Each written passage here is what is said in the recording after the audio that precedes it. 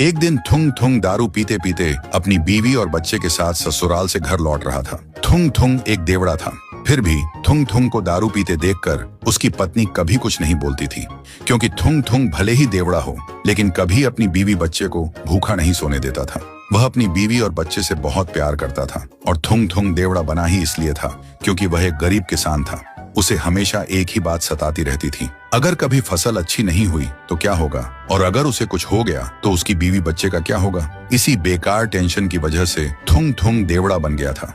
लेकिन जिस गांव में थुंग थुंग रहता था उस गांव में एक पुराना राज था। उस गांव के बाहर एक पुरानी हवेली थी और उस हवेली के अंदर एक बड़ा सा आईना रखा था जिसके अंदर सिर्फ काला अंधेरा था। लोग कहते थे वह आईना चेहरा नहीं नियत देखता है और उसी का भविष्य दिखाता है। और कहते हैं कि बहुत साल पहले एक आदमी जब उस आईने के पास गया तो आईने ने उसे अपने अंदर खींच लिया था। इसीलिए सालों से किसी ने न उस हवेली में घुसने की और न ही उस आईने में झांकने की हिम्मत की थी। एक दिन थुंग थुंग उसी पुरानी हवेली के पास से अपने खेत की तरफ जा रहा था, तभी उसकी नजर उस हवेली पर पड़ गई। वह सोचने लगा, अगर ये आईना सिर्फ लोगों का भविष्य दिखाता है तो लोग इससे इतना डरते क्यों हैं? इसी सोच में वह धीरे धीरे हवेली के अंदर जाने लगा। लेकिन थुंग थुंग उस वक्त नशे में था, इसलिए उसे याद ही नहीं रहा कि वह आईना सिर्फ भविष्य नहीं बल्कि इंसान की नीयत भी देखता है। फिर वह हवेली के अंदर आकर चुपचाप उस अंधेरे आईने के सामने खड़ा हो गया और मन ही मन सोचा, बस इतनी सी दुआ है, मेरी मेहनत रंग ला जाए, मेरी बीवी बच्चे भूखे न सोए। और तभी आईने के अंदर उसका चेहरा नहीं दिखा बल्कि हरी हरी खेती लहरा रही थी, सुनहरी फसल हवा के साथ झूम रही थी और उसके घर से हंसी की आवाज आ रही थी। थुंग थुंग की आंखों में आंसू आ गए। वह बिना कुछ बोले आईने के सामने हाथ जोड़कर वहां से चला गया। पर यह सब गांव का एक चोर छुप कर देख रहा था।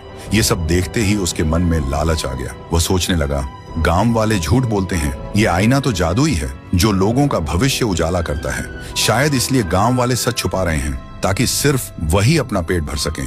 क्या पता मैं भी आईने के पास जाऊं और एक ही दिन में कोई बड़ा हाथ मार लूं। ये सोचकर वह चोर भी आईने के सामने जा खड़ा हुआ और बोला, बैंक लूटूंगा, दुनिया का सबसे अमीर आदमी बनूंगा और जिंदगी भर ऐश करूंगा। जैसे ही उसने बोलना खत्म किया, आईने के अंदर का अंधेरा हट गया और लोहे की जेल के अंदर वही चोर कैद दिखा। आईने के अंदर उसका भविष्य नहीं, उसकी सजा दिखी।